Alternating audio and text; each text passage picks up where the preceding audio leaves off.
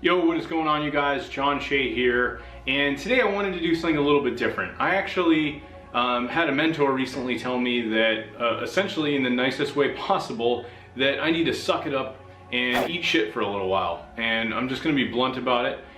This is something that I know for me has been a little bit of a struggle, and I want to share that with you guys today, be a little bit open about some things that have been going on with me in my own business. But before we jump into that, if you are brand new here or you just love this videos, you love my content, be sure to throw me a thumbs up on the video. I'm actually going to go back and comment. If you decide to leave me a comment on my channel, I will go back and respond to your comment. Also, make sure if you are new here, if you have not checked out my videos yet before, be sure to subscribe, as I will be releasing new videos each and every week. So let's dive into today's video.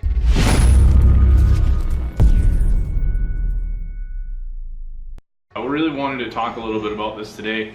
I'm not doing the typical screen share today. I just wanted to share something that was, kind of a revealing eye opener for me a little bit, and something that, I've just been kind of being a little bit lazy about, right?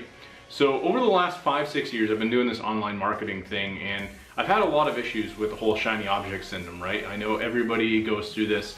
You buy a course, you buy a software, you buy another course, you buy another software, and the pattern repeats. I did this for years, and I didn't really start taking things a lot more seriously until I started investing in mentors. And I think a lot of that was a mindset shift, because when you spend $2,000–3,000 on something, you really want to make your money back, and you want to take it a lot more seriously. It's kind of like, the difference between, if I bought a crappy car for $1,000, I'm just going to treat it like a $1,000 car. I'm not going to care if anything happens to it. And that's kind of how I was treating these low-end courses.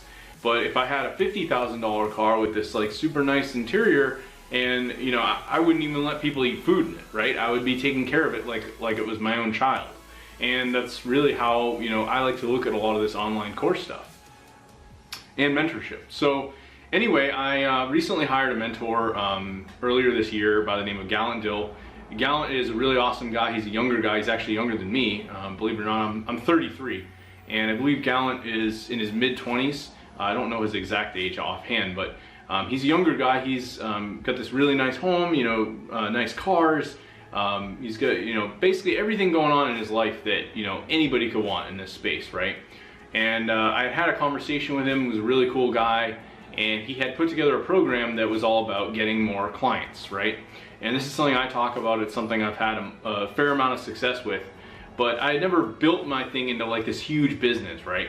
I was putting more of my time and energy into my courses and trying to help other people do this, when in reality I haven't gone out and built like some $1 million business. Now, before I continue, right, I didn't want to make this seem like I haven't had success with clients, right? Because I have. Just from Upwork alone, I've probably done over $30,000 in client sales and closing clients. So for me to teach that to someone, of course it's justified. If they paid me $100 and I taught them my methods to going and making $20,000 or $30,000 or more, then of course people are going to pay me for that. The problem I was having was that I've been very conflicted about, do I build an agency? Do I build this into something bigger? And I've had a lot of thoughts going back and forth in my head where, yeah, I'm going to do this, I'm going to go get clients. And my biggest problem was I was using these freelance sites and the work was all over the place. Now, I love Upwork, I love some of these sites for getting clients because it's really easy. It's so easy to get clients. The problem was that I'm basically all over the place. Like one day you've got a plumber, the next day you've got some guy who wants to like rank his travel website, then the next day you got a guy who wants like some funnel built in ClickFunnels or something. It was just completely all over the place. So I hired Gallant, and really the main difference of what he was teaching versus what I was teaching and what I knew was that he's selling the idea of leads. Now, this makes perfect sense. I know that business owners want leads. That's the end goal. It doesn't matter if you're selling Facebook ads. It doesn't matter if you're selling AdWords or SEO or any of that stuff. The end result is that you're getting more customers. So his positioning of it was you use Facebook ads to generate leads, and then you sell the business owner on leads. And this makes sense to me. The problem I was having was that I decided to go into a niche that I spent an entire month on it. I cold called, sent a ton of emails, networked with people. I went in, visited them in their building, and it was all kitchen remodelers, right? I thought, okay, kitchen remodelers, great niche.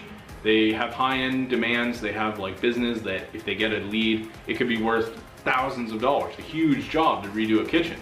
But the problem was that I wasn't finding anybody that actually had availability for more room. Like they're like, yeah, we're booked out 3 months. And that was literally what every single company I talked to was saying. So I've been kind of going through this pain of like, do I keep doing this? You know, like obviously these people don't even want my help. It's not really enjoyable to be going out there trying to sell SEO services when in reality nobody is actually looking for what you're trying to sell, or they're just not in need of it, right? Even though you know that there are businesses out there who need this stuff, I just found this to be a real struggle. So what I thought about in my head was that I've had one client I've been doing SEO for the last 2 years, and I've been getting them phenomenal results. It was just this one company, but I never took it to like another level with them. I didn't say, hey, I'm gonna go and find 5 more of these exact same companies. And as of recently, I got on the phone with Gallant and I was like, dude, I'm just not passionate about this stuff. Like I'm having a really hard time.